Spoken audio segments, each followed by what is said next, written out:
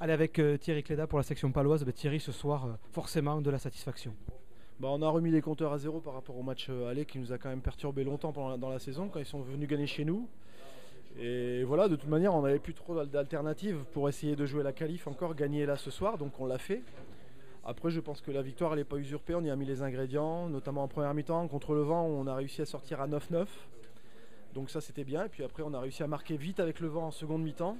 Puis après, on a vraiment mis les barbelés jusqu'à 5 minutes de la fin. On a eu une grosse défense sans faire trop de fautes. Je pense que ça a été la clé du match.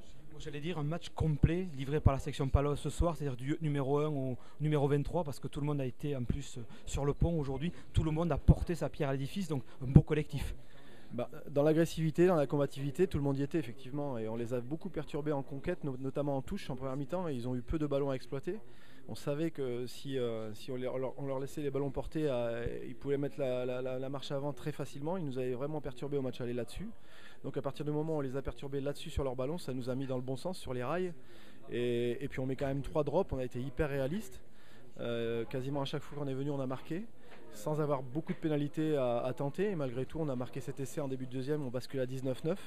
Et après, on a vraiment bien combattu, on a bien défendu de manière propre. Et voilà, c'est ce qui a fait qu'on a gagné ce soir. Pour conclure, Thierry, on est obligé de parler de l'avenir, parce que la section peut continuer à espérer.